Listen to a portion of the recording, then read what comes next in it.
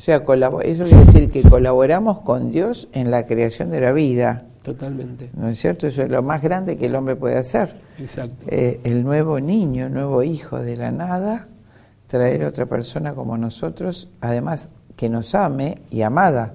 Totalmente. ¿No es cierto?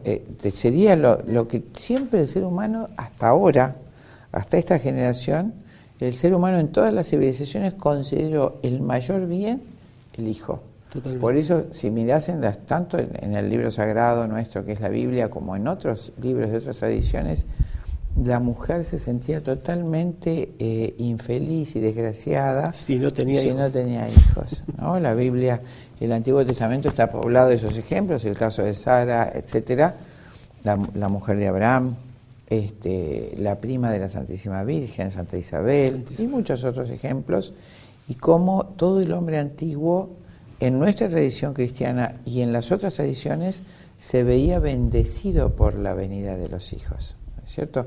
Solamente en el siglo XX se da vuelta a ese criterio y se muestra el hijo o la procreación como el enemigo, y el logro de la persona, el sexo sin hijos, el goce de la sexual fuera del matrimonio, fuera de la procreación. Pero también habría que, y no quiero distraerte, quiero que desarrolles totalmente este tema, y sobre todo la pregunta que te hice de cómo llegaste a las dos carreras, recordar, por lo que mencionaste del Festival de Rock, que esto no fue un cambio espontáneo, ¿no es cierto?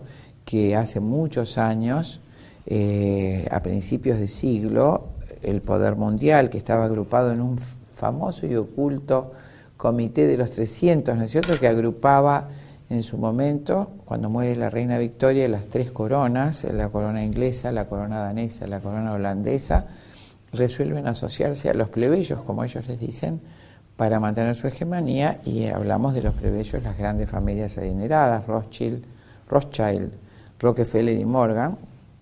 Inmediatamente la administración del poder mundial pasa a la familia Rockefeller. Ellos deciden implementar el marxismo en todos los países dominados. En ese momento estaban financiando ya estos banqueros la revolución marxista del 17. En 1913 hacen el banco que dice Marx, un banco universal para manejar el dinero como instrumento de dominio, reforman la Constitución norteamericana, hacen la enmienda, creo que es la enmienda 1110, y crean la Reserva Federal, e inmediatamente después, estamos hablando de entre 1917 y 1920, crean dos organismos, el Consejo de Relaciones Internacionales, Council on Foreign Relations, CFR, para implementar el marxismo en el mundo. Ponen al frente del mismo al famoso marxista teórico Mendel Haus, y crean a su vez el Instituto Tavistock, el Instituto Psiquiátrico Tavistock de control mental y manejo de masas, y ponen al frente del mismo al famoso Freud, Sigmund Freud, donde le piden, Su Majestad Británica le pide el desarrollo de un sistema que rompa con la tradición cristiana y con la familia para poder implementar la revolución marxista, toda vez que ya Engels había dicho dos cosas: que mientras exista la religión católica no se puede hacer la revolución marxista, y mientras exista la familia patriarcal no se puede hacer la revolución marxista. Es decir, él lleva la opresión de clases al lecho conyugal, donde el varón sería el burgués opresor y la mujer la proletaria.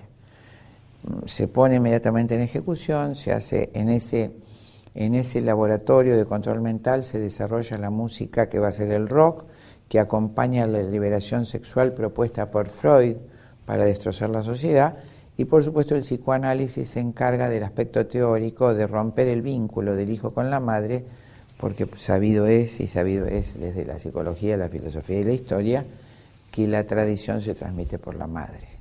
Lo primero que aprende el niño es lo que la mamá le enseñó en la cuna. El primer Padre Nuestro lo hemos aprendido de nuestra madre en la cuna.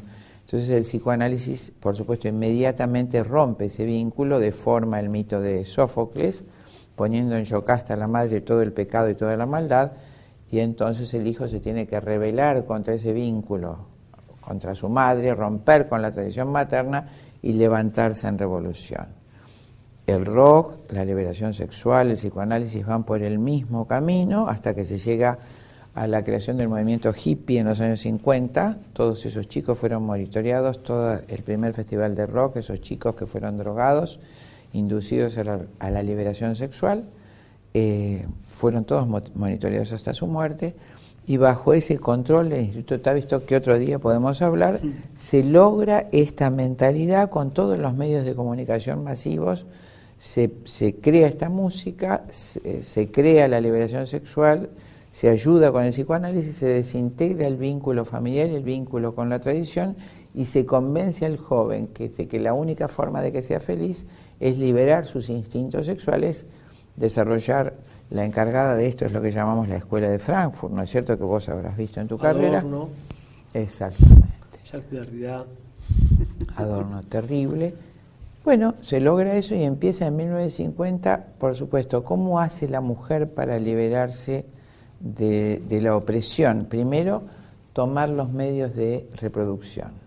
Así como el proletario se rebela contra el capitalista tomando los medios de producción, arrebatándolos, haciendo la revolución del proletariado, entonces la mujer se alza contra las dos cosas opresoras, el matrimonio y la responsabilidad, dice Engels y sus seguidores, no ser esposa y no ser madre, las dos cosas que la liberan. Entonces se adueña la píldora de anticonceptiva, cumple en los años 50 un rol fundamental, porque la mujer puede regular su fertilidad independientemente del hombre, y se logra la separación del placer sexual de la reproducción, el placer autónomo, para después seguir en esta evolución el placer autónomo entre mujeres, es decir, ya la lesbiana no sería el sexo oprimido, sino que ya no es mujer. Entonces se independiza en el sentido revolucionario de la palabra de toda opresión del sexo masculino, que es lo que pasa exactamente ahora, ¿no?